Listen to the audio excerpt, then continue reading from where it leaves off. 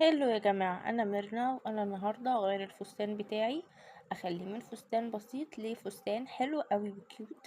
لأن أنا ما عنديش فساتين كتيرة، لكن أنا هحاول أخلي الفستان بتاعي أحلى فستان.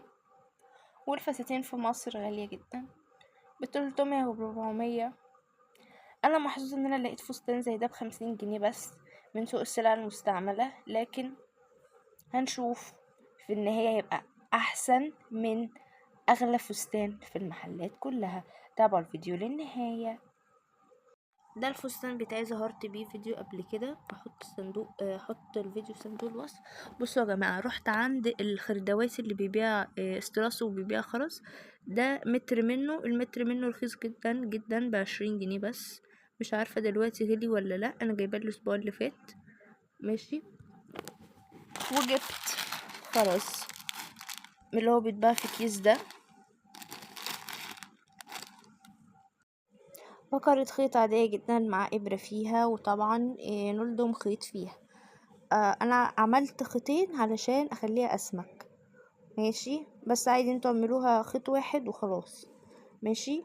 بس هو علشان الخرز ده الفتحة بتاعته كبيرة، بصوا الفتحة بتاعته كبيرة، فأنا عايزة ايه أمتنه أكتر. بصوا يا جماعة، أنا التكنيك اللي أنا هستعمله هو ايه؟ هو ان انا ده الحزام، يعني بصوا هنا ده الخياطة بتاعة الجزء اللي فوق مع الجزء اللي تحت. فانا بقى هعمل ايه؟ انا هجيب من الاسترساية واقوم مخيط، مش مخيطة الشكل كله، لا عشان لو خدت الشكل كله هيبوظ. انا هقوم مدخلة الابرة مطلعها كده، والخرزاية احطها هنا مكان يعني نص الوردة هنا، واقوم مدخلة تاني، وهكذا بقى مع كله. بسم الله يا جماعة. بصوا انا عملت ايه، انا دخلت اهو الخرز في الشكل. عملت ايه بقى؟ بصوا، الناس اللي بيعرفوا في الخياطة والناس اللي قاعدين هيفهموا. ده خرجت الابرة من هنا ودخلت الخرز، وهدخله في نفس النقطة دي برضو، في نفس الدورية، واحاول ان انا اضيق الخرزة علشان ايه؟ ما يبقاش شكلها وحش. فاهمين؟ شايفين يا جماعة؟ خرجت من هنا وهدخل تاني من هنا، وعلى ذلك المنوال في هنا وهنا، يعني فاهمين؟ اهو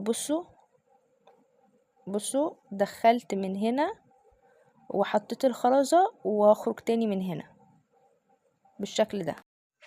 ده هو شكل الفستان اهو.